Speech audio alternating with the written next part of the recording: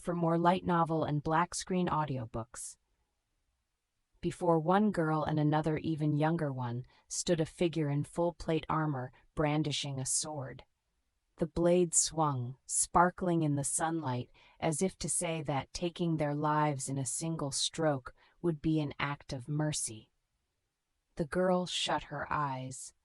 She didn't want to be biting her lower lip. She just had no choice but to accept what was about to happen. If she had even a little power, she probably would have been able to shove the figure away and escape. But she was powerless, and so there was only one ending. She would die. The blade came down. The pain still hadn't come. She unscrunched her eyes.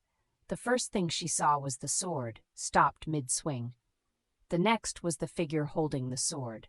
The knight was practically frozen, looking at something off to her side. His unprotected stance manifested his internal shock. The girl turned to follow his line of sight and saw despair. It was darkness, a patch of raven black, ultra-thin but so deep it seemed as if it went on forever.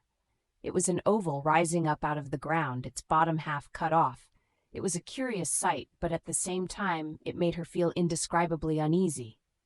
A door was what came to mind when she looked at it. A heartbeat later, she would be proven correct.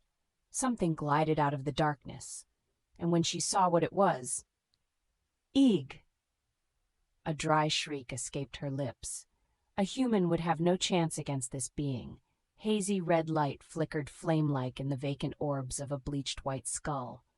The gaze was trained unfeelingly on the girls as if they were live prey. Skinless, fleshless hands, both sublime and terrible, clutched a staff so gorgeous it seemed to be the concentration of all the world's beauty. It was as if death had donned an intricately ornamented raven-black robe and been born into this world from another along with the darkness. The air instantly froze. At the entrance of the Absolute, even time seemed to stop. As though her soul had been taken, the girl forgot to breathe. With no sense of time, inhaling was difficult, and she nauseously gulped for air. A messenger from beyond has come to lure us away, but that didn't seem right. The night behind them had frozen as well. Nga! She heard an exhalation that could not even be called a scream, but whether it had been her trembling little sister, or the knight with the sword before them, she didn't know. Death's fingers, of which only the bones, picked clean, were left, stretched out slowly and then violently snatched at, not the girls, but the knight. She wanted to look away, but she was too scared. She had the feeling that if she looked away, the monster would transform into something even more horrible. Grasp heart. Death incarnate made a clenching motion, and metal clanged noisily next to the girl. She was scared to take her eyes off Death, but she lost to the tiny bit of curiosity still dwelling inside her, and looked at the knight lying face down on the ground. He wasn't moving. He was dead. Yes, dead. The danger threatening to take her life had evaporated in a laughably simple way, but she couldn't celebrate. Death had only assumed a more concentrated form. Sensing the fear in her gaze with its entire body, Death moved toward her. The darkness that had been contained within her field of vision began to expand. It's going to swallow us up. She hugged her sister close. The idea of running away didn't even occur to her anymore. If her opponent had been a human, she might have been able to act on the faint hope of maybe. But the being before her dashed that hope as if it were nothing. Please let it not hurt, at least. That was the most she could hope for now. Her little sister clung to her waist, shaking with fear. She wanted to save her, but she couldn't. All she could do was apologize for her powerlessness and pray that they would die together so she wouldn't be lonely. And then, Chapter 1, the end. And the beginning 1. In the year 2138, there exists something called a DMMO-RPG. This stands for Dive Massively Multiplayer Online Role-Playing Game. While connected via an intracranial nanocomputer network called a neuro-nano interface, which combines the best of cyber and nanotechnology, players experience physical sensations as if they were really inhabiting an imaginary world. In other words, you play as if you're actually in the world of the game. And among all the various DMMORPGs that had been developed, one stood above the rest: Yggdrasil. It had been released 12 years earlier in 2126 by a Japanese developer who had been waiting for just the right moment. Compared to other DMMORPGs at the time, Yggdrasil gave players an incredible amount of freedom. For example, consider the class system, a fundamental element of character customization. Counting the advanced classes as well as the base ones, there were well over 2,000. Since each class had only 15 levels, players could have 7 or more classes by the time they hit the overall level cap of 100.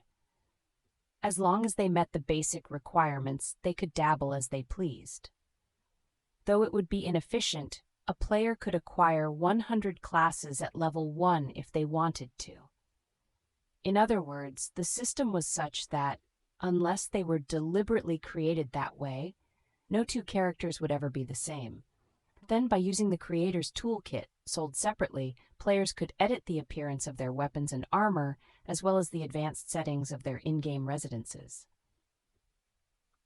The environment awaiting players who ventured into this world was enormous. In fact, there were 9 worlds: Asgard, Alfheim, Vanaheim, Nidavellir, Midgard, Jotunheim, Niflheim, Helheim, and Muspelheim. A vast world, a staggering number of classes and graphics that could be tweaked to one's heart's content. It was precisely the amount of customization that poured nitroglycerin onto the Japanese creative spirit and led to the game's explosive popularity. It got to the point where in Japan the word DMMORPG was practically synonymous with Yggdrasil. But that was all in the past now. In the center of the room, a gigantic circular table shone with an obsidian gleam. Around it were 41 magnificent seats. Most of them, however, were empty. Once all the seats had been filled, but now only 2 figures remained. One wore an extravagant raven-black academic robe with purple and gold trim. The collar was perhaps a bit over-embellished, but strangely, it suited the wearer. The bare head of the figure in question had neither skin nor flesh, just bone. Reddish-black flames burned in his gaping eye sockets, and something like a black halo shone behind him. The other one wasn't human, either, more of an amorphous black blob, almost like coal tar. His constantly shifting surface meant that he had no fixed shape. The former was an elder lich, an undead being that was what remained of a caster who had pursued magic ability to its extreme, and the most elite type, an overlord. The latter was an elder black ooze, which was a slime race that had some of the most powerful acid abilities in the game. Both races occasionally appeared as monsters in the most difficult dungeons. The various types of overlords used the highest level evil magic, while the elder black ooze had the ability to corrode weapons and armor, so both were famously hated. But these two weren't monsters. They were players. The races players could choose from in Yggdrasil were split into 3 main categories: basic humanoid races, humans, dwarves, elves, and so on; subhuman races, who weren't pretty but performed better than humanoids, goblins, orcs, ogres, etc., and grotesques, who had monster powers and got more ability points than other races but were penalized in other ways. Including all the elite races, there was a total of 700 at the user's disposal. Naturally, overlords and elder black oozes were 2 of the elite grotesque races that players could become. The overlord spoke without moving his mouth.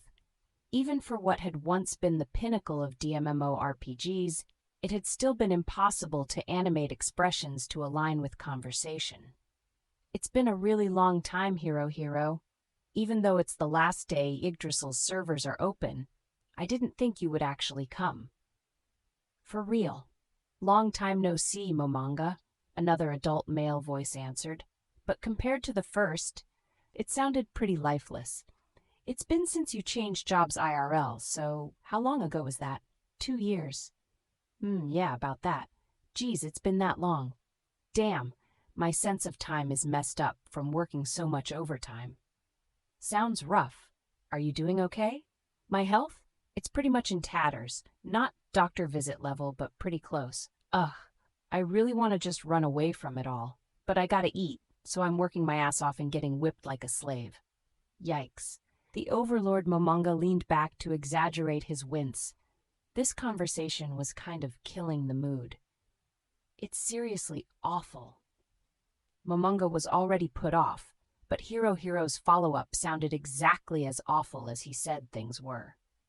Their gripes about their jobs in reality gathered steam. How their subordinates had no communication skills. How the spec documents were liable to change from one day to the next. How their bosses would grill them if they didn't meet their quotas. How they could barely ever go home because there was too much work. Their abnormal weight gain caused by the crazy hours they kept. The increasing number of pills they took. At some point, it was like a dam broke inside Hirohiro, and Momonga shifted to a listening role as the complaints flooded out. Talking about one's real life in a fantasy world was frowned on by many. Please keep your reality out of my daydream was certainly an understandable sentiment, but these two didn't feel that way. There were two requirements that all the members of their guild, Ainz Ooal Gown, had to meet.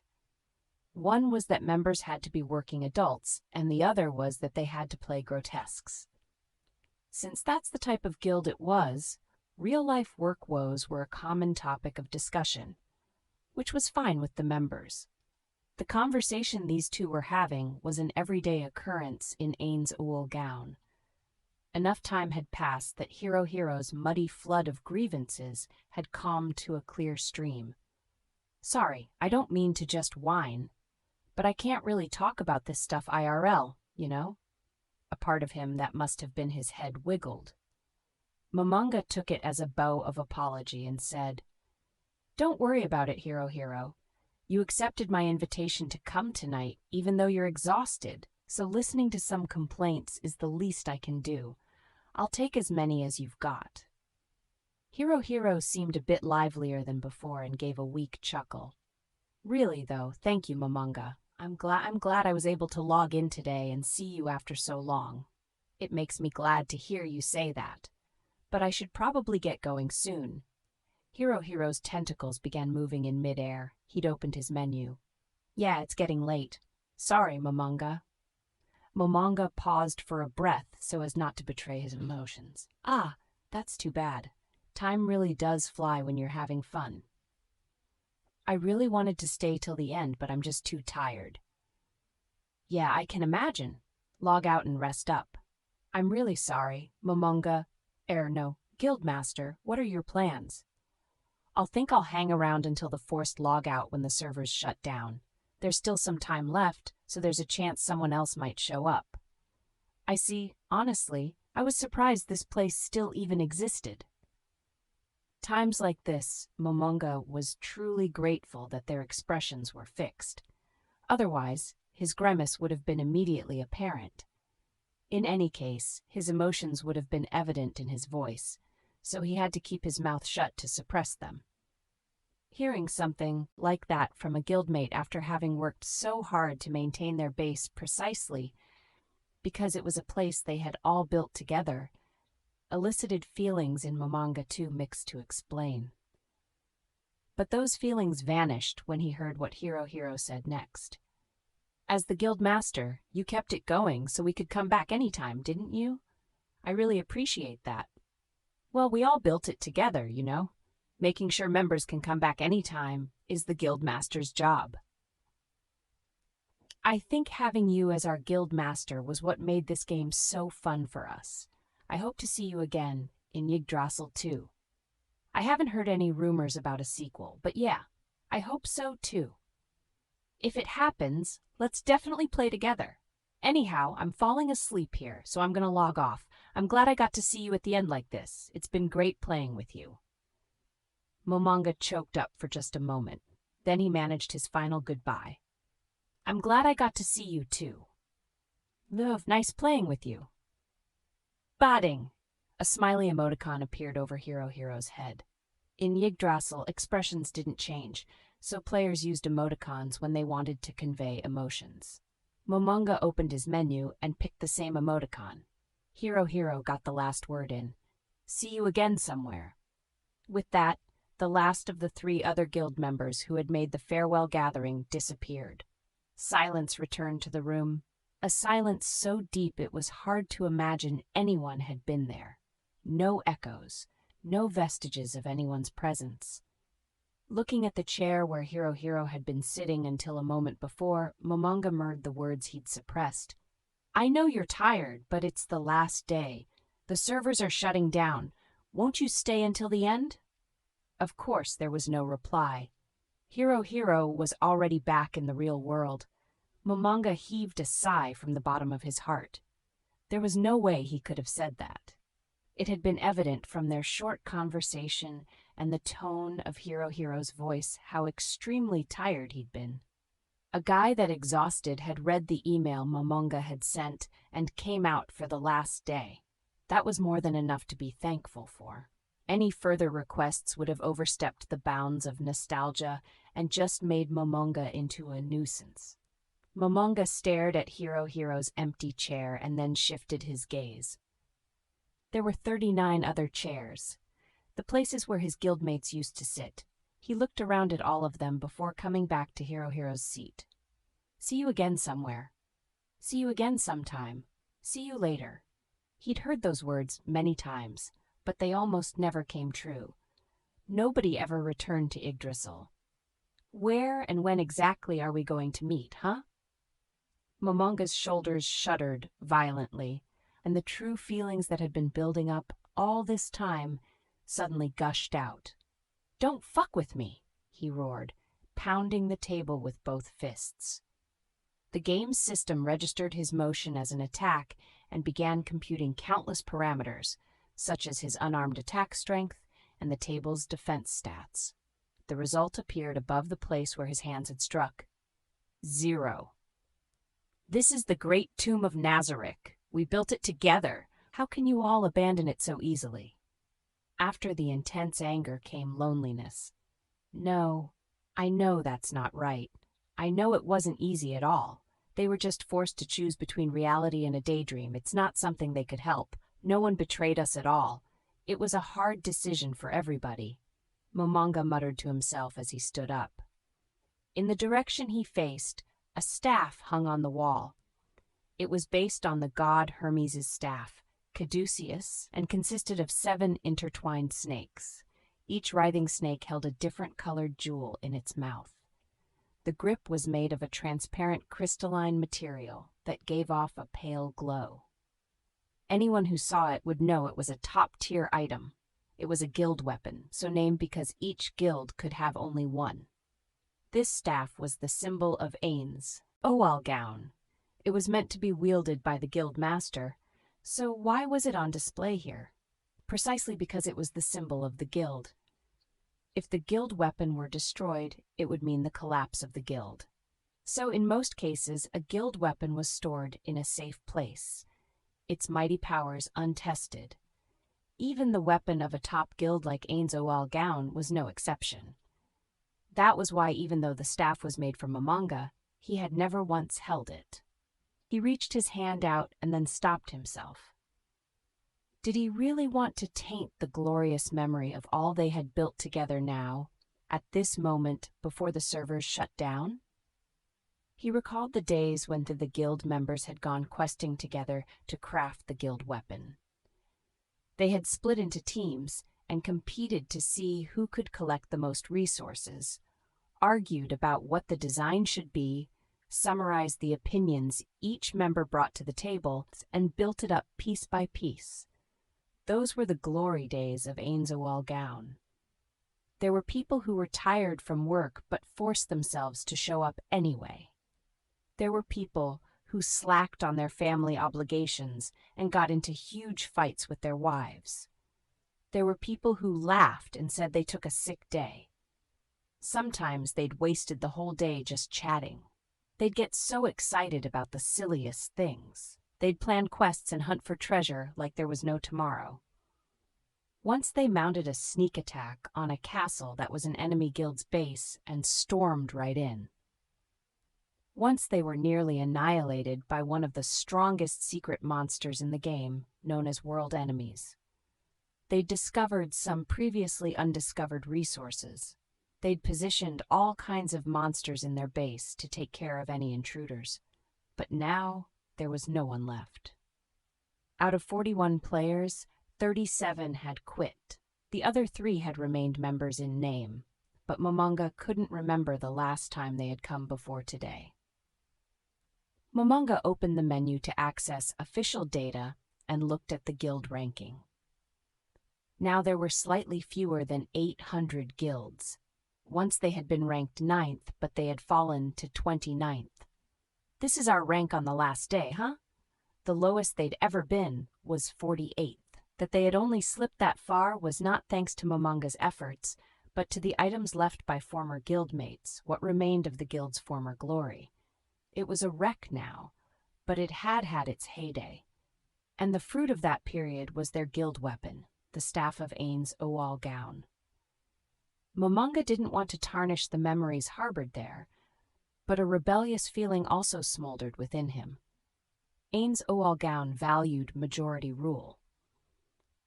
Although Momonga's title was guild master, the duties he performed were mostly routine, often communications-type tasks.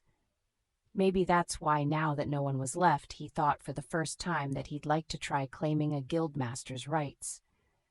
Well, I can't do it looking like this, he muttered and went into the menu. He would equip himself in a manner befitting the master of a top guild. The gear in Yggdrasil was classified by how much data it contained. The more data, the better the item. Players started off with low-tier gear, then medium tier, upper tier, superior tier, legacy, relic, legend, and finally god tier, the highest possible. 9 rings, each with their own power, adorned Momonga's 10-finger bones. His necklace, gauntlets, boots, cape, cloak, and circlet were all god tier. From a monetary point of view, each item was an astonishingly rare and valuable treasure. The splendid robe mentioned previously hung from his shoulders. A reddish-black aura shimmered up from beneath his feet, giving him an ominous, evil appearance. But he wasn't using a skill. The robe data had room, so he had just plugged in an ominous aura effect. It wasn't like anything would happen if someone touched it. Out of the corner of his eye, Momonga saw various numbers pop up to indicate his stat increases. Having fully equipped himself, he nodded in satisfaction. Now he looked like a guild master. Then he reached out and grasped the staff of Ainz Ooal Gown. The moment it was in his hands, it began radiating a shimmering, dark red aura. Anguished human faces would occasionally form, warp, and dissipate, seemingly so real one could almost hear their tortured cries. Maybe we went a little overboard. Finally, on the last day the servers were running, this elite staff was in the hands of its rightful owner. While confirming the icons indicating his dramatic stat boosts, he still felt lonely. Well, symbol of the guild, shall we see what you can do? Or should I say, symbol of my guild? Two Momonga left the room they called the Round Table. Unless they specified a different location, anyone with a guild member ring would appear there when they logged in. If anyone was coming back today, they would be standing by in that room. But Momonga understood that there was practically no chance of any other guild members making an appearance, that he was the only player left who wanted to spend the final moments of the game in the Great Tomb of Nazarick. Suppressing the surging waves of his emotions, Momonga walked silently through his palace. It was a majestic, ornate world reminiscent of Neuschwanstein Castle.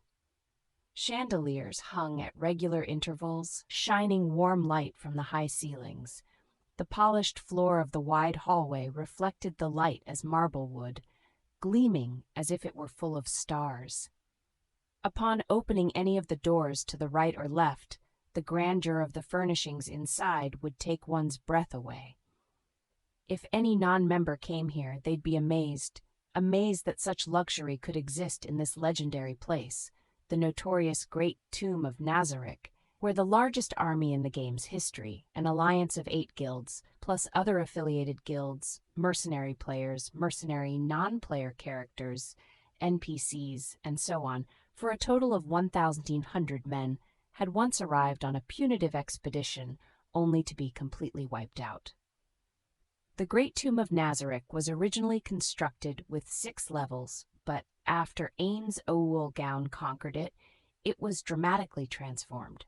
At present, there were 10 underground levels, each with its own distinct features. Levels 1 through 3 made up the grave.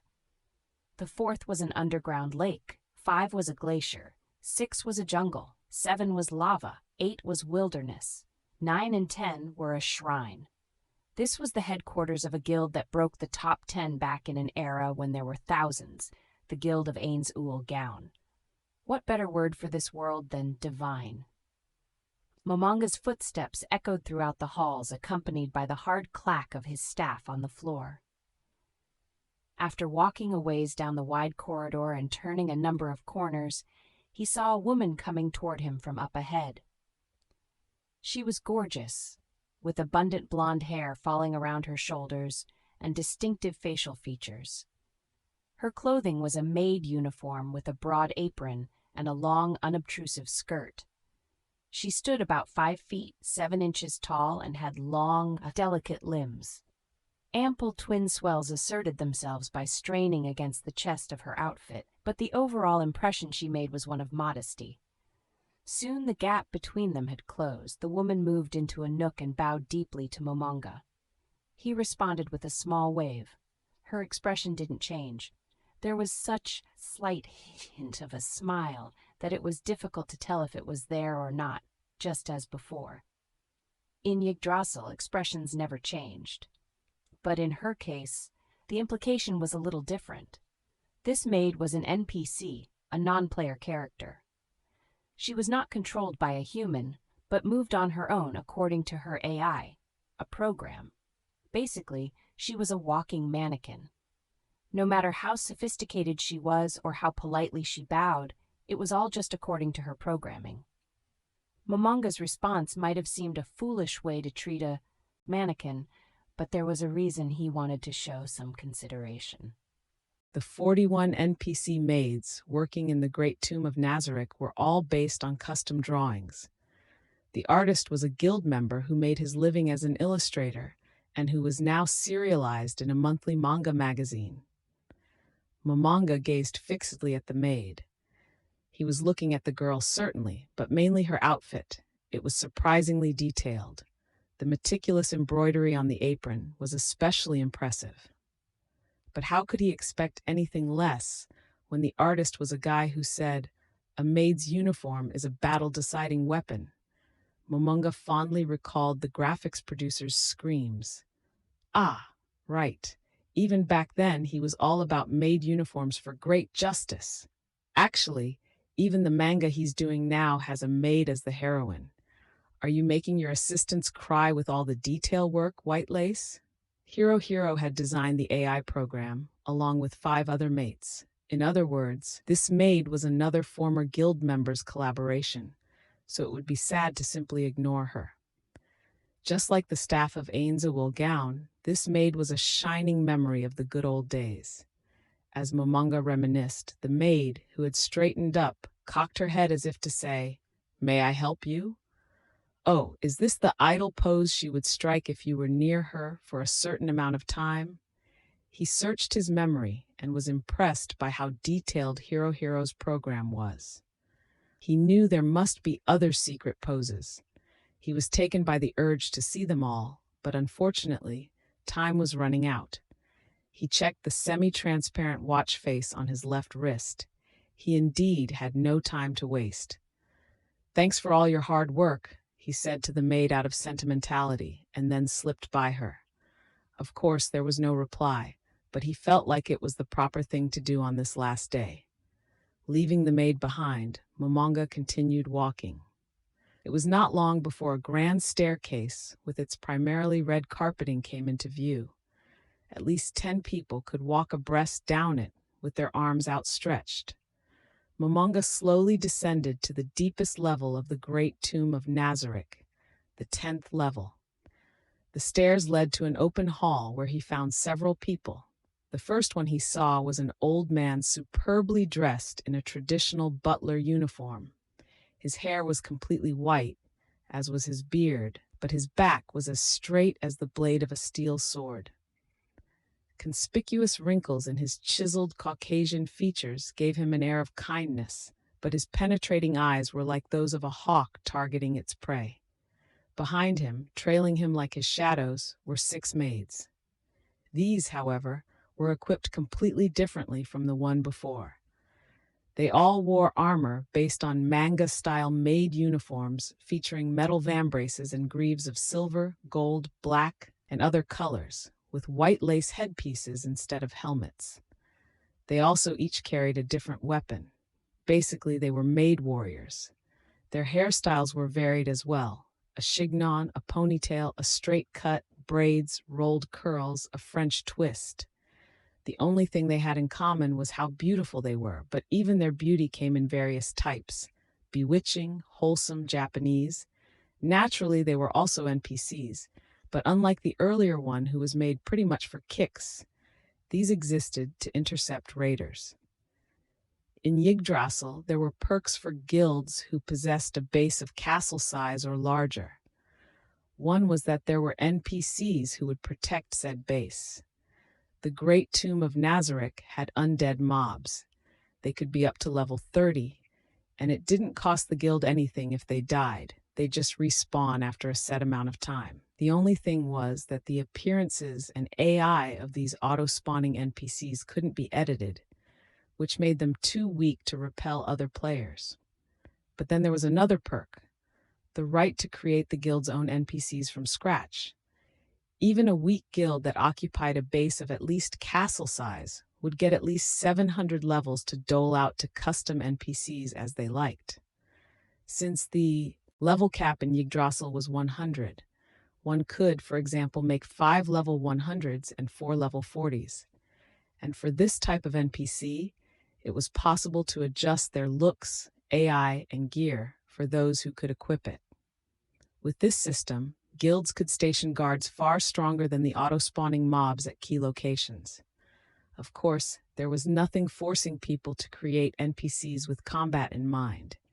There was one guild, the Great Cat Kingdom, that made all their NPCs cats or other members of the Felidae family.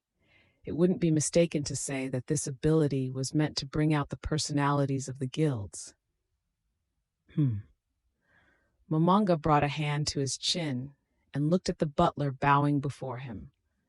He didn't come here very often, since he normally used teleportation magic to go from room to room.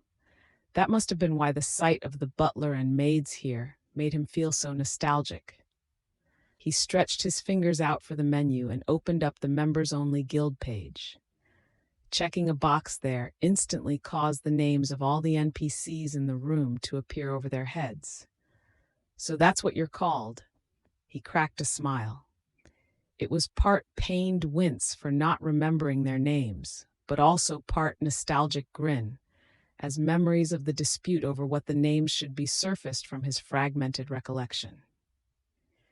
Sebas, the butler's background, said he could perform all the duties of a house steward. The team of combat maids, known as the Pleiades, reported directly to him.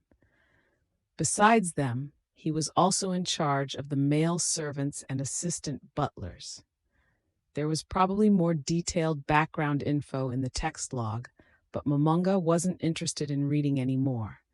He didn't have much time left, and there was somewhere he wanted to be sitting when the servers shut down.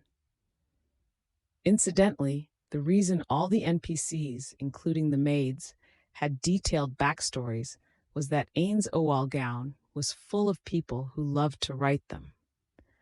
And because there were so many illustrator and programmer members, everyone was really obsessed with getting the graphics right, which in turn spurred on the writers' imaginations. Sebas and the maids were meant to be the last line of defense against raiders. Not that anyone thought it was possible to repel players who managed to penetrate this far, but at least NPC guards could buy some time.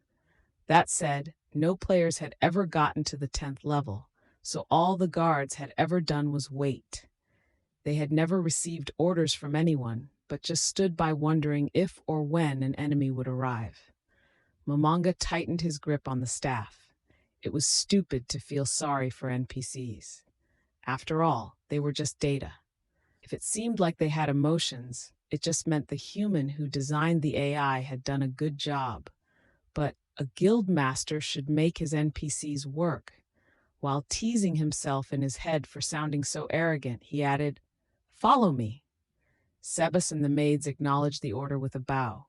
Momonga's guildmates didn't mean for these NPCs to leave this area, and Ainz Ooal Gown valued majority rule. It was unacceptable for one person to do what he wanted with things that everyone had made together. But it's the last day.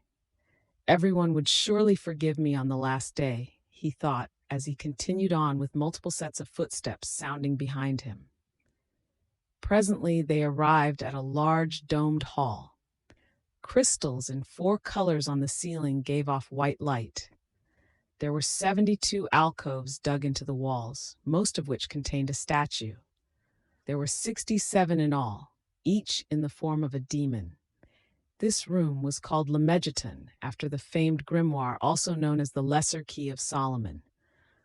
All of the statues, carved out of ultra-rare magical metals, were golems based on Solomon's 72 demons. The only reason there were 67 instead of 72 was that the person making them got bored partway through.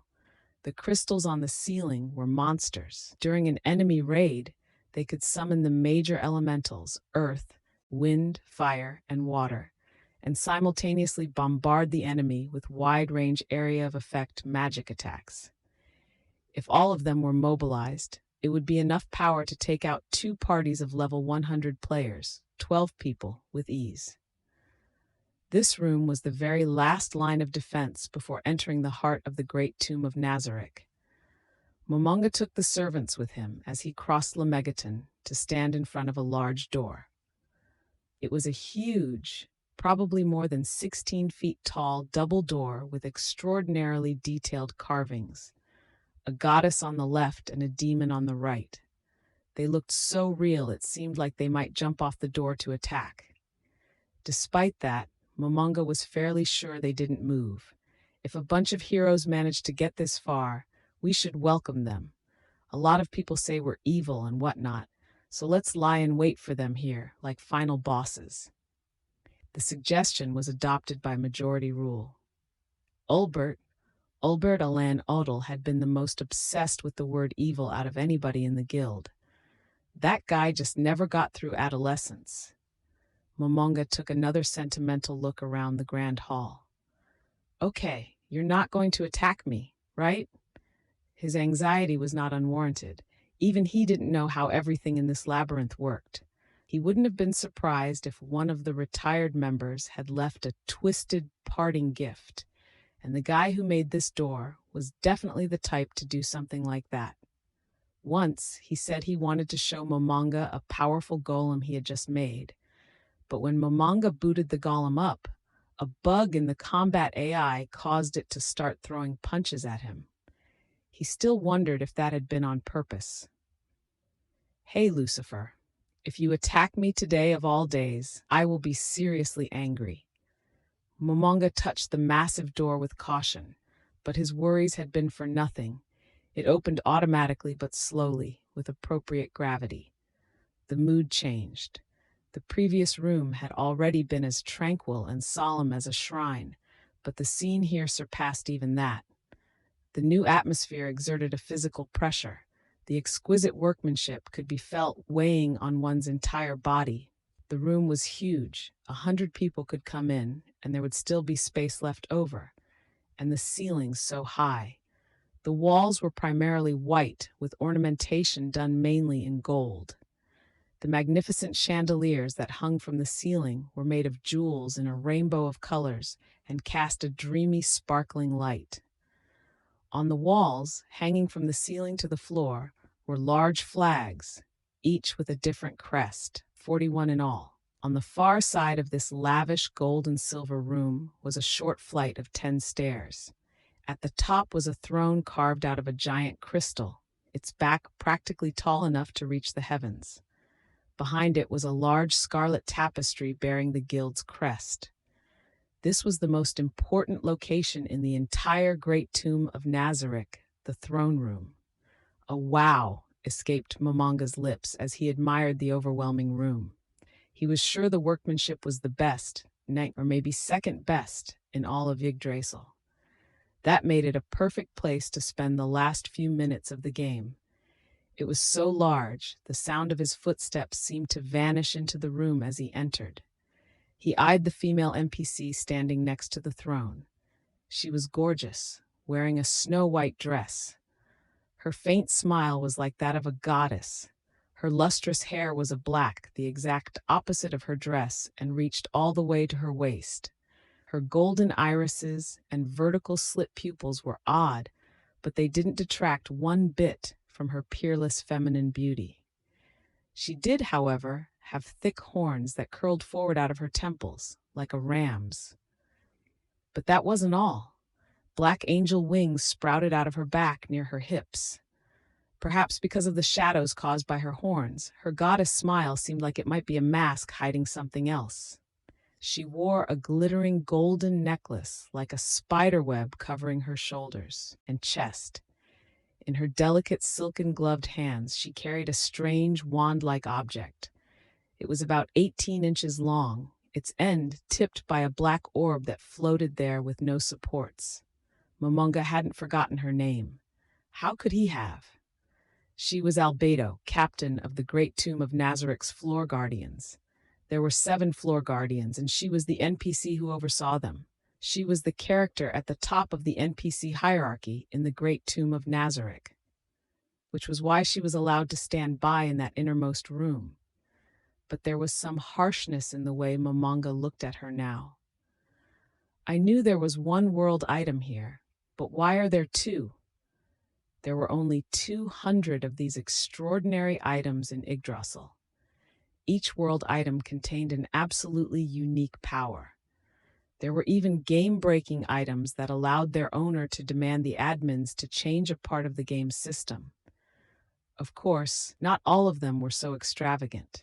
Even so, if a player were able to own one individually, one can imagine how far their reputation would spread. Ainz Ooal Gown was in possession of 11 world items. That was more than any other guild. Far more, in fact. The guild with the next most had only 3.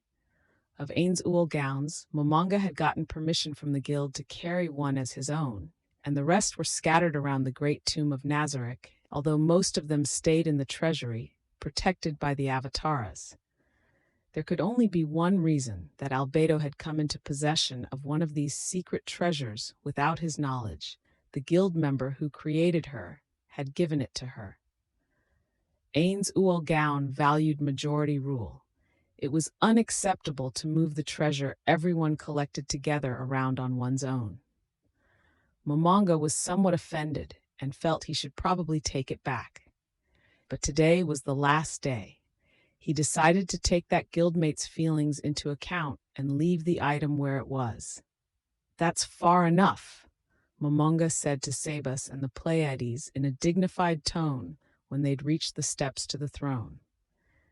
Then he started up the stairs, but after he had gone up a couple, he realized he could still hear footsteps behind him and winced, although, of course, the graphics of his skull face didn't move a bit. When it came down to it, NPCs were inflexible programs. They wouldn't take an order unless it was one of their set phrases. Momonga used NPCs so rarely that he had managed to forget that simple fact.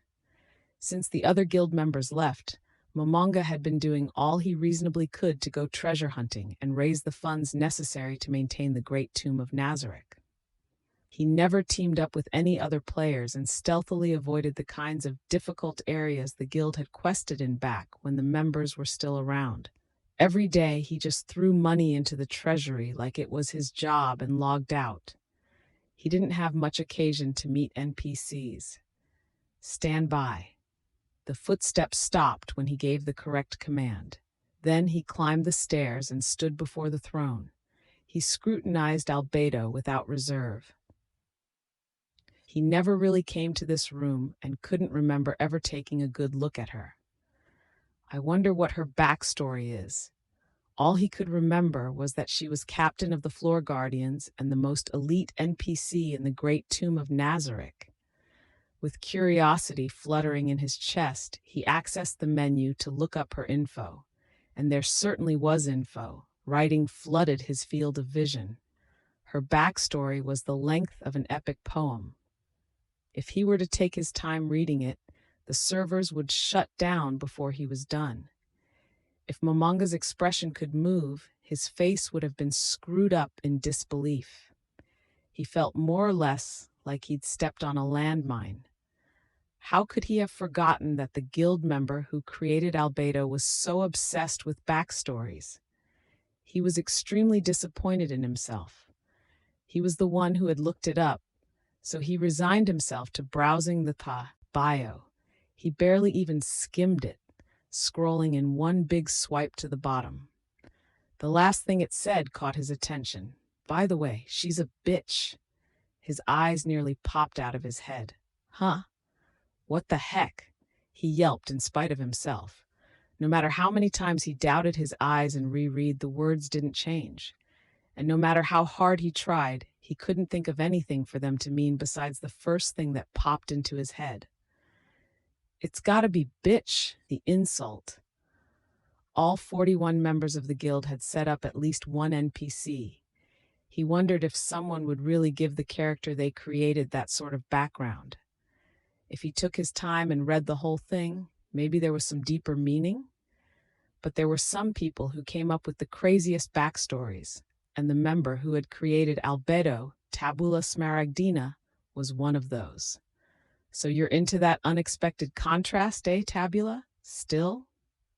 Isn't this going a bit too far? The NPCs the guild members made were like the legacy of the guild. If the one on top of the hierarchy had this in her bio, it seemed pretty, Was it okay to mess with someone's original NPC due to personal feelings? Momonga thought for a moment and then gave his answer. I'm going to change it. Now that he was carrying the guild weapon, he was guild master in both name and substance. He figured it would be okay to exercise the privileges he'd mostly ignored in the past. Using the fuzzy logic of, if a guild member makes an error, it should be corrected, he broke through his hesitation. Momonga pointed his staff. Usually one would need the creator's toolkit to edit bios, but he could access them with his guild master privileges. A couple menu inputs later, and the sentence about being a bitch was gone. I guess that'll do. Then, he thought for a moment and looked at the space he'd opened up. Maybe I should put something in there. This is so stupid. Momonga winced at his own idea and input the characters via the menu keyboard. It was a short sentence, and she's in love with Momonga. Ugh, how embarrassing. He put his hands over his face. He felt he might collapse due to sheer mortification, as if he'd made up his own ideal lover and written a romance about it. He fidgeted. He was so embarrassed he considered changing it again, but he decided it was okay. It was the last day. This embarrassment would disappear in just a few more minutes. Plus, both sentences had the same amount of words. What perfection. Deleting it and leaving an empty space would be a bit of a waste. Momonga sat on the throne and distracted himself from his slight satisfaction and thus multiplied shame. He looked out across the room and noticed Sabas and the maids standing stiffly at the bottom of the stairs. In this room, their rigid postures seemed somehow lacking. Oh, right, I think there was this one command. Genuflect. Albedo, Sebas, and the 6 maids all dropped to one knee at once and bowed as if they were his subjects. That's better. Momonga lifted his left wrist and checked the time. 23:55:48. Made it just in time. By now, the game masters are probably making announcements non-stop. There are probably fireworks. But Momonga was cut off from all that. so he didn't really know. He leaned back in the throne and looked up at the ceiling.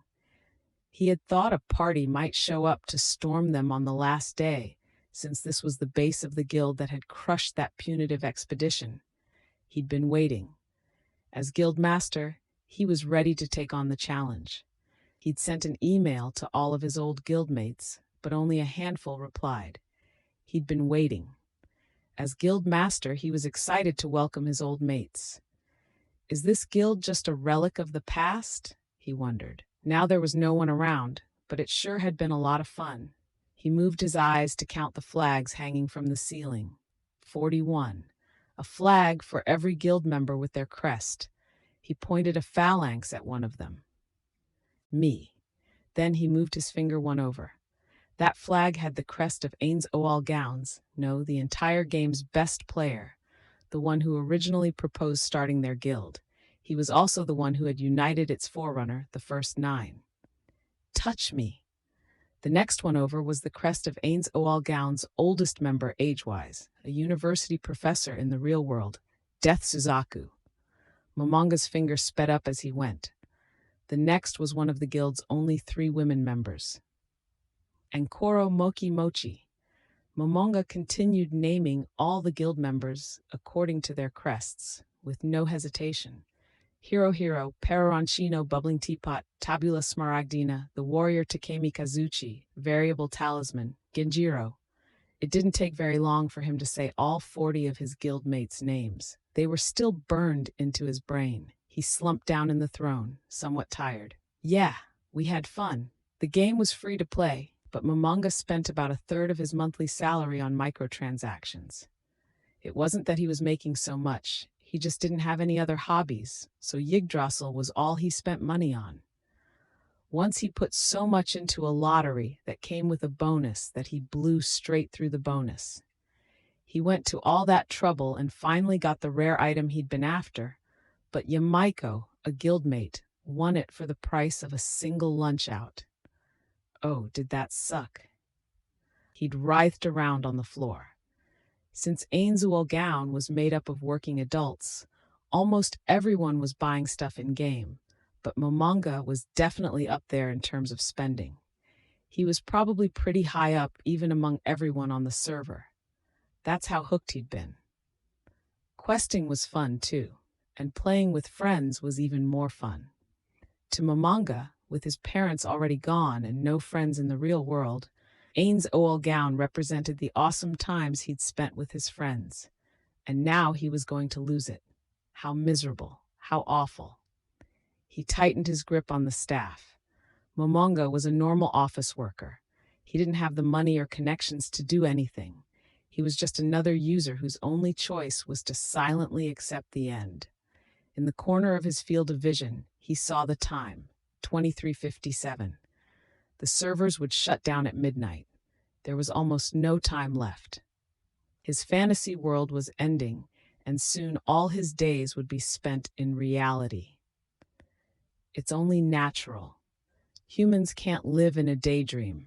That's why everyone left. Momonga sighed. He had to be up at 4 tomorrow morning. If he didn't go to bed as soon as the servers went down, it would affect his work. 23:50, 36, 37. Momonga counted down along with the numbers. 20:49, 50. He closed his eyes. 59. He counted the moments as they ticked off the clock to the end of his fantasy.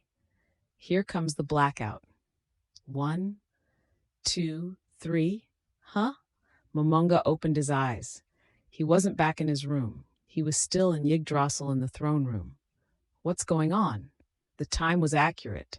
He should have been booted by now. It was definitely after midnight. The time displayed by the system clock could not possibly be off. Unsure how to proceed, he looked around for any information.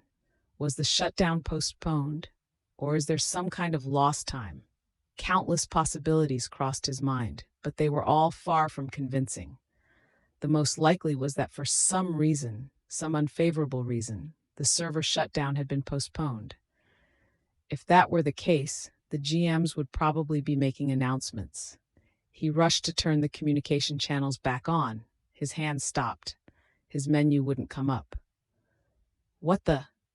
Feeling slightly uneasy and confused, but surprised by how calm he was, Momonga tried to use some other features. Force system access, that bypassed the menu. Chat, a GM call, force quit. He couldn't get to any of them. It was like he'd been locked out of the system. What is going on? His irate voice echoed across the spacious throne room and faded away. This is the last day. It's unthinkable that something like this could happen on the day that is supposed to be the end of it all. Are they teasing us? What came over him now was irritation at not being able to make a beautiful exit at the game's glorious end. It could be felt in each word he spoke, and almost sounded like he was taking out his anger on someone, but there shouldn't have been any response. However, is something the matter, Lord Momonga? It was a woman's pretty voice, and he was hearing it for the first time. Dumbfounded, Momonga looked to see where it had come from. When he saw who had spoken, he was absolutely shocked. It was an NPC who was looking up at him. Albedo. 3 Carney. It was a small village not far from the Tove woodlands at the southern edge of the Azerlesia Mountains that formed the border between the Empire and the Kingdom. The population was about 120. 25 households was not an uncommon size for a village on the frontiers of the Riestes Kingdom. Karn mainly relied on agriculture and the bounty of the forest, and the only visitor, apart from an apothecary who came to acquire herbs, was the tax collector. The phrase "like time had stopped" was an apt descriptor of the place. The day started early in the village. Villagers generally awoke at dawn. Unlike the larger cities, they didn't have magically maintained continual light, so they rose and slept with the sun. Inri Emmett's mornings began with fetching water from the well near her house. Fetching water was women's work. Her first chore was done when the large pot in her house was full. By that time, her mother would be finished preparing breakfast, and the 4 members of their family would sit down together to eat. Breakfast was barley and wheat oatmeal, sautéed vegetables, and on some days, dried fruit. After that, she would go out to work in the fields with her mother and father. Her younger sister, soon to be 10, would gather wood near where the forest started or help in the fields. The bell in the center of town on the edge of the village square rang at noon. They would take a break from their work and eat lunch. Lunch was brown bread baked some days earlier and soup with bits of preserved meat in it. Then it was back to the fields. When the sky began to redden, they would return home and eat dinner. Dinner was the same brown bread as lunch and bean soup. If a hunter caught an animal, they would sometimes get a share of the meat. After the meal, they would chat as a family and mend clothes by what light remained in the kitchen. They usually slept around 6 p.m. Inri Emmott had lived her whole life, from the moment she was born to her current age of 16 years, as a member of this village. She thought her uneventful life would continue on the same way forever. One day, Inri awoke as usual and went to fetch water. She hauled the bucket out of the well and filled her small pot. It took about 3 trips to fill the large one at home. Oof! She rolled up her sleeves. The parts of her skin that weren't tanned were glaringly white. Her arms were slender but well-toned from working in the fields. She even had some muscle. The pot was quite heavy once it was full of water, but she picked it up like usual. If I had a pot 1 size bigger, maybe I could reduce my number of trips. Oh, but I probably wouldn't be able to carry it. Enri was about to head home when she thought she heard something and looked in the direction it came from. Something set the air roiling and her heart frothing. Off in the distance, she heard the sound of something wooden being crushed. And then, a scream. It was like the cry of a bird having its neck wrung, and yet altogether different. Something cold raced down Enri's spine. No way, it's just my imagination. I misheard. Words to drown out her anxiety bubbled up, popped, and disappeared. Panicking, she started to run. The scream had come from the direction of her house. She abandoned her pot. It's too heavy to run with. Her feet got tangled in her long skirt, and she nearly tripped, but luckily she managed to keep her balance and run on. More voices. Henry's heart was pounding. Human screams, no doubt about it. Run, run, run. She couldn't remember ever having run this fast. She felt like she was going to trip over her own feet. Horses whinnying, people screaming. Shouts. It was all getting louder. Still quite a ways away, Henry saw an armored figure swinging a sword at a villager. The villager screamed and crumpled to the ground. The sword followed up with a finishing stab. Mr. Morger! There was no one in this small village she didn't know. They were all like family. So of course she knew the man who had been killed. He could be a bit loud at times, but was a good-natured person. He certainly didn't deserve to die like that. Henry nearly stopped in her tracks, but she grit her teeth and pushed herself to sprint even faster. This distance never felt terribly long when she was carrying water, but now it seemed like she would never arrive. Angry shouts and curses reached her ears on the wind.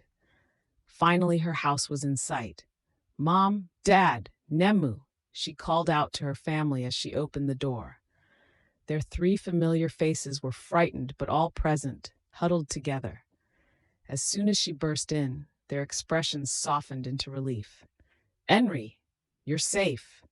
She felt her father's rough farmer hands on her back as he hugged her, and the warm hands of her mother. "Okay, now that Henry's here, let's get out of here." The Emmott family was in a pretty bad position. They didn't want Henry to come home to an empty house, so they'd miss their opportunity to escape. The danger must already be closing in. That fear soon became reality. As the four of them were just about to make a run for it, a shadow appeared in the front entryway. Standing there with the sun at his back was a knight in full armor, the arms of the Baharuth Empire emblazoned on his breastplate. In his hand was a naked blade, a longsword. The Baharuth Empire occasionally invaded its neighbor, the Riesti's kingdom, but usually the fighting was centered around the fortress city of Yggdrasil. The enemy had never made it as far as Karne, but now the village's peace had been shattered.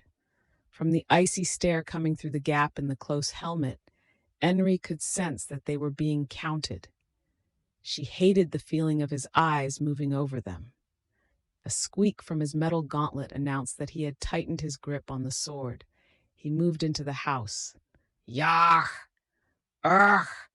Henry's father tackled the knight, and the pair of them tumbled out the front door.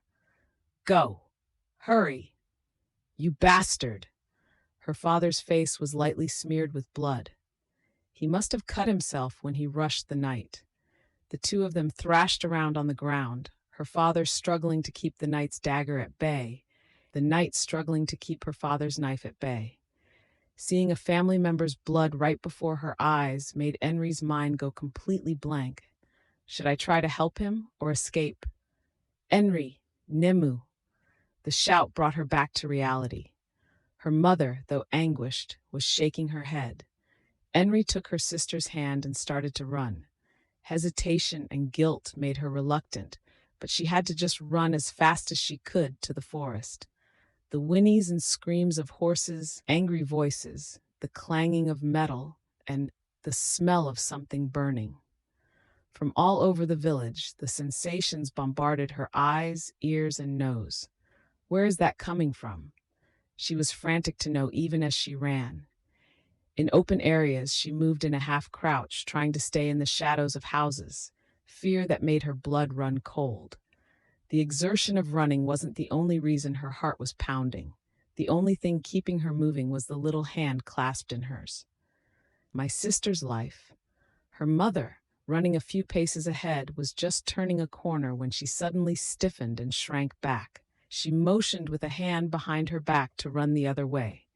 When Henry realized why, she bit her lip to hold back a sob. She squeezed her sister's hand and ran to get as far away as they could. She didn't want to see what was going to happen next. before. Is something wrong, Lord Momonga? Albedo repeated her question. Momonga wasn't sure how to answer. This series of mysterious events had short-circuited his brain. Please excuse me. Momonga gazed at her absent-mindedly as she got up and came up close to him. Is something the matter? She leaned in with her beautiful face. A faint but wonderful scent tickled Momonga's nostrils. Perhaps kick-started by the fragrance, his thoughts began to return to him. No, I'm all right, thank ye, it's nothing. He lacked the particular naivete required to speak too terribly politely toward a mannequin, but as soon as she had spoken to him, he felt compelled to answer. There was something undeniably human about the way she spoke and moved. The situation he and Albedo were in was way off, but he couldn't quite put his finger on why. He did his utmost to suppress the confusion and amazement that such a vague understanding generated. But he was just a normal guy. It didn't seem possible. Right as he was about to scream, he remembered the words of one of his guildmates. Panic breeds failure. One must always have a composed, rational state of mind. Calm your heart and broaden your outlook. Don't let your thoughts take you prisoner. Keep your mind quick, Momonga. With that remembrance, his calm came flooding back to him. He mentally gave his thanks to the man known as the guild's Kongming, Squishy Mo. Are you all right? Albedo asked, awfully close to him. She'd tilted her head adorably and leaned in so far that their breaths were overlapping. With this gorgeous girl in his face, the calm Momonga had just regained threatened to fly straight back out the window. The GM call isn't working. Swallowed up by Albedo's glistening pupils, he found himself consulting with an NPC. A member of the opposite sex had never approached Momonga with this look in her eyes before, especially with such a lack of propriety. He knew it was just an NPC someone had made, but the flow of her expressions was so natural it was unsettling. But somehow he noticed those feelings settling down already, as if they were being held back. The lack of wider emotional fluctuation, however, gave him a touch of anxiety.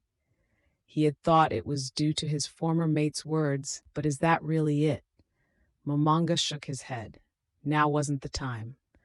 Please forgive me. I am so ignorant, I fear I am unable to answer your question regarding this GM call you speak of. Nothing would make me happier than a chance to clear myself of the disgrace of failing your expectations. Your wish is my command. We're having a conversation. No doubt about it. The realization assailed his entire body with a petrifying amazement. Impossible. This can't be happening. An NPC was talking. Well, there were macros that allowed them to do that. Players had been passing around data for battle cries and cheers, etc. Still, conversation was impossible. Even just a minute ago, Sabus and the maids wouldn't respond to anything that wasn't a simple command phrase. So how is this happening? Is Albedo just special? He motioned for her to step back and glimpsed a flicker of reluctance as he looked away to Sebus and the maids, who still had their heads bowed. Sabas, maids, my lord, they answered in magnificent unison, raising their heads in a slick motion. Come to the foot of the throne. Yes, sir. Their voices aligned again, and they sprang to their feet. The group walked together with beautiful posture to the bottom of the steps leading to the throne before each dropping again to one knee and bowing. From this exchange, Momonga learned two things. First, although he had purposely avoided using command phrases, they could understand his intentions and carry them out. Second, Albedo was not the only one who could talk. At the very least, something weird is going on with all the NPCs in the throne room. As he was reflecting on these things, he had the same feeling as before, that something was off about both Albedo and himself. Wanting to understand it, he scrutinized her. Is everything all right? Have I done something wrong? Ag! When he recognized the root of the incongruity, a sound that was neither word, gasp, nor choking noise escaped his lips. It was the changing expressions. Her lips were moving, and he could hear her words. Flustered, he brought his fingers to his own lips and spoke. Impo. My jaw is moving. In the world of a DMMORPG, that went against all common sense. Mouths moving and words coming out. Expression graphics were fixed. They didn't move. Otherwise, why would the developers have made emoticons? Plus, Momonga's face was a skull. He didn't have a tongue or a throat. Looking down at his hands, there was no flesh, and the bones weren't even anatomically correct. Continuing along the same lines, he probably didn't have any internal organs, not to mention lungs. So why could he talk? Impossible. He felt the internal logic he had built up slowly over time begin to crumble away, and an equivalent panic replace it. He wanted to scream but held it in. As expected, the heat in his chest was abruptly soothed by a wave of calm. Momonga pounded the throne's armrest. As he thought, the number showing damage didn't pop up. What should I do? What makes the most sense? He was in an incomprehensible situation, but venting wouldn't get him anywhere. First, he needed information. Say, boss. The expression on Sabas's face as he lifted his head was earnestness incarnate. He looked like he was really alive. I can give him an order, right? I'm not sure what's going on, but I can assume the NPCs in the tomb are loyal to me, right? Actually, I don't even know if these are our NPCs. Countless questions and the anxiety that went with them arose in his mind, but Momonga tuned it all out. In any case, there was no one better to send out for reconnaissance than Sabas. He did glance momentarily at Albedo, who was waiting off to the side, but he made up his mind to give the order to Sabas. He imagined what executives at work were like when directing regular employees and tried to act like he was one of them. Leave the tomb and confirm our surroundings within a half-mile radius. If there are any intelligent life forms, negotiate to bring them here on amicable terms. You can give them practically whatever they request in return. Avoid combat to the extent possible. Understood, Lord Momonga. I will leave without delay. In Yggdrasil, it was definitely not possible to take NPCs who were built to protect a base and send them outside, but here it was. Well, I won't know for sure until he actually makes it outside, but take one member of the Pleiades with you. If you're attacked, have her retreat immediately to bring back any information you have. With that, Momonga had made at least one move. He let go of the staff of Ainz Ooal Gown. It didn't clatter to the ground, but instead hung in the air as if someone were holding it. It was against the laws of physics, but it was just like the game. In Yggdrasil, it wasn't uncommon for items to float in the air when one let go of them. The staff's aura of anguished faces twisted around his hand as if reluctant to dissipate, but Momonga calmly ignored it. Not that he was used to it, but that sort of macro wasn't so strange. He shook his wrist to get rid of it. Crossing his arms, he thought what his next move should be. I suppose I need to contact the admins. The administration was sure to be the most informed of anyone about this abnormal situation. The problem was how to reach them. Usually a shout or GM call would work, but if they didn't now, a message maybe? There was one magic spell that was a way to contact people. It could only be used in specific places and situations, but it seemed like it would be effective now. The only problem was that it was usually used to communicate between players. He wasn't sure if it would work to contact a GM. He didn't even have any guarantee that magic in general would work normally in this crisis. But he had to find out. Momonga was a level 100 magic user. If he couldn't use magic, his area of operations and information gathering powers would be severely limited, not to mention his combat strength. Right now, he had no idea what the situation was, so he needed to confirm as soon as possible whether or not he could use magic. In that case, I need to go somewhere I can test it out. He looked out over the throne room and shook his head. This was an emergency, but he didn't want to disturb this room's sublime tranquility for magic experiments. But then where? He thought and came up with an ideal location. It was also necessary to test the extent of his influence. He had to see whether he had maintained his authority as guild master. So far, everyone he had met was loyal to him, but there were several NPCs in the Great Tomb of Nazarick at his level. He needed to make sure the rest of them were still loyal too.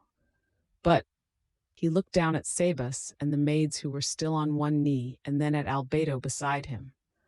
"What is it?" her faint smile seemed to say. She was beautiful, but the shadows cast by her horns made it seem like something was hidden behind her smile. It made Momonga nervous. Is the loyalty they have now inviolable and unchanging? In the real world, a boss who makes stupid moves all the time loses support. Does it work the same way here, or is it once faithful, always faithful? If I suppose their loyalty could change, how do I maintain it? By giving them rewards? The treasury contained vast riches.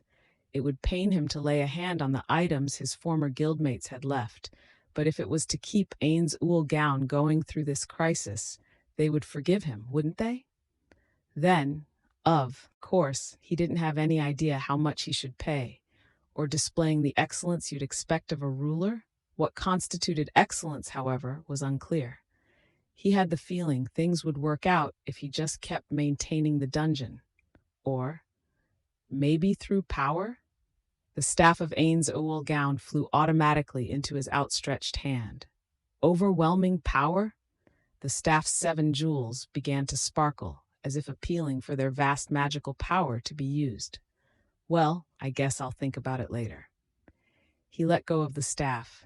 It swayed in the air for a moment and then clattered to the floor like someone going to bed in a huff. Anyhow, it seemed like if he acted like he was in charge, he was unlikely to meet hostility anytime soon. It's hard for animals to turn their fangs on one who doesn't show any weaknesses, and the same thing went for humans. Momonga raised his voice. "Pleiades, all of you, besides the one going with Sabas, go up to the 9th level and be on the lookout for any raiders coming down from 8. "Yes, Lord Momonga." The maids behind Sabas complied. "Now go immediately." "Understood, Lord and Master," their voices echoed. Sabas and the combat maids all paid their respects to Momonga, stood at once, and set off. The huge door opened and then closed after them.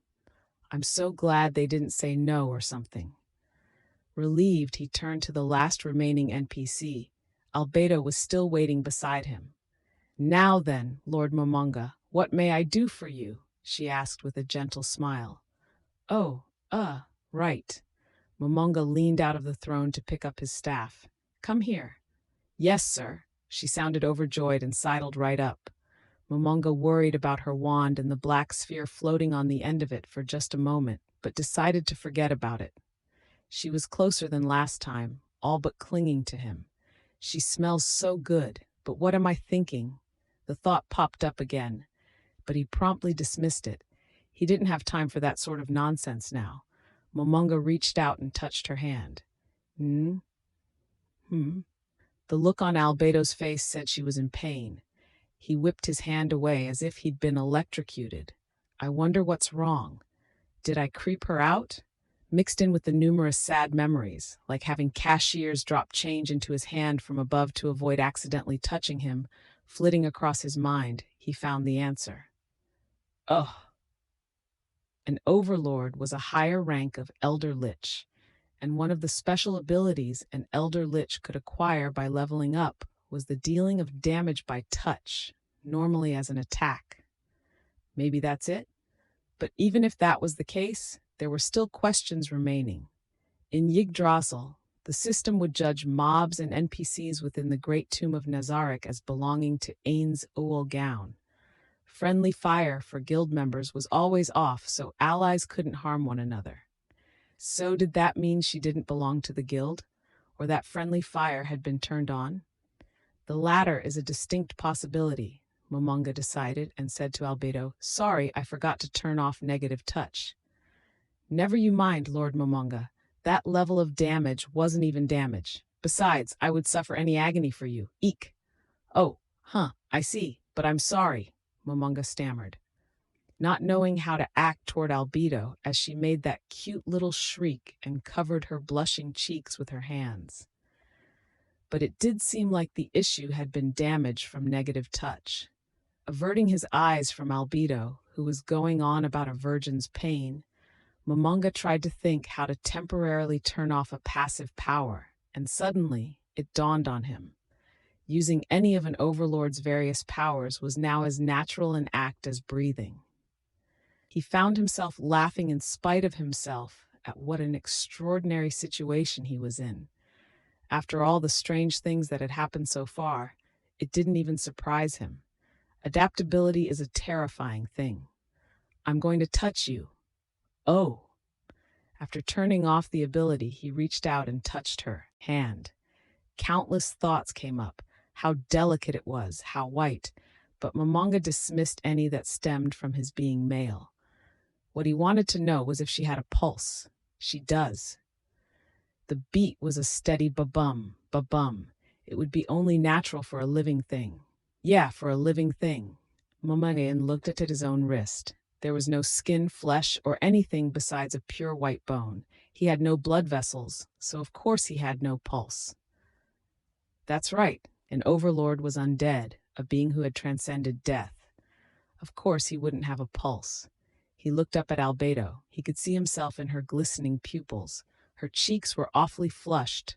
Her body temperature was probably skyrocketing. Noting these changes in her was enough to shake him up. What's going on? This is an NPC. Just some data, right? What kind of AI can make data look like it's actually alive? It's practically as if Yggdrasil has become reality. That's impossible. Momonga shook his head. It can't be anything as crazy as that. But once the idea had lodged in his mind, it wouldn't come unstuck so easily. Feeling vaguely uncomfortable about the changes he was noticing in Albedo, he hesitated about what to do next. His next move would be his last. If I check this last thing, all of my hunches will turn to convictions. The balance that shows whether this is reality or not will swing one way or the other. So I have to do it. I wouldn't be surprised if she attacked me with that weapon she's holding, but even so, Albedo, can I touch your chest? Huh? The atmosphere froze solid. Albedo blinked, bewildered. The moment he said it, Momonga felt he might die of embarrassment. Sure, he'd had no choice, but what kind of thing was that to say to a lady? He had the urge to howl that he was the worst person in existence. I've abused my power in order to sexually harass a woman. I really am the worst. But I can't help it. Yeah, it has to be done. He forcefully talked himself down and regained his mental equilibrium rather quickly, then mustered all of his coercive power as a superior. You don't meow, mine, do you? Utter failure. His timid words caused Albedo to beam as if she were the sun making all the flowers bloom. Of course, Lord Momonga, please have your way with me. She puffed out her chest, and her substantial breasts were thrust into Momonga's face. If he had had the ability to gulp, he would have surely done so several times. Her breasts were giving her dress great lift, and he was about to touch them. On the one hand, Momonga was feeling oddly nervous and shaken, but some corner of his brain was being calmly and objectively self-observant. He started to feel incredibly stupid. Why is this the test I thought of? And why am I actually doing it? For some reason, when he peeked at Albedo, she stuck her chest out even more as if to say, "Go ahead," her eyes twinkling. Was Momonga aroused or ashamed? He willed his hand to stop shaking, made up his mind, and reached out. Under the dress, he felt something a bit rigid, but beneath that he could feel something soft. Ah! Amid Albedo's sticky moaning, Momonga got the information he was after. Assuming he was still sane, Momonga had two hypotheses for explaining the current situation. One was the possibility of a new DMMO-RPG. In other words, at the same time Yggdrasil had shut down, Yggdrasil 2 had started up. But that didn't seem terribly plausible after what he'd just experienced. In Yggdrasil, doing anything rated R was strictly forbidden. Even PG-13 could be considered out of line in some cases. Violators were dealt with severely. Their names were posted to the list of abusers on the game's website, and their accounts were suspended. That's because if a log of it were made public, the operators could find themselves afoul of the adult entertainment business laws. Under normal circumstances, it wouldn't have surprised Momanga if what he'd just done had been against the rules. If he was still in a game world, there should have been some measure in place to prevent it. In the first place, if the GM and admins were monitoring, they would have tried to stop him, but there was no sign of that. Additionally, the cybertech laws that governed DMMORPGs viewed forcible, non-consensual participation in a game as kidnapping for ransom. If someone were forced to be a test player, it would be immediately exposed. The inability to force quit would probably be seen as illegal confinement too. If that was what was going on, the game's proprietary console had to keep a week's worth of records by law, so exposing it would be easy enough. When he didn't show up for work, someone would probably come over to check on him, and once the police investigated the console, that would clear things up. But was there really a company stupid enough to commit a crime so easy to get caught for in an organization-wide way? Of course, if they said, it's an early demo version of Yggdrasil 2, or we just released a patch, there was a gray zone, but he couldn't believe it would be worth it to the developers or admins to take that kind of risk. So there had to be something at work besides the developers' intentions. In that case, he needed to make a fundamental change in the way he was thinking, or he wouldn't get anywhere. The problem was that how he should think was unclear. There was one other possibility, that the fantasy world had become the real world. Impossible. He promptly rejected the idea. There was no way something so outrageous, so illogical, could be true. On the other hand, the longer this went on, the more he wondered if it might actually be the case. He remembered the fragrance coming off Albedo earlier.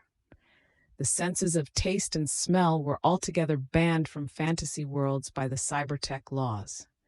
Yggdrasil had a system for eating and drinking, but anything players consumed only affected their in-game stats. Even touch was regulated to some extent.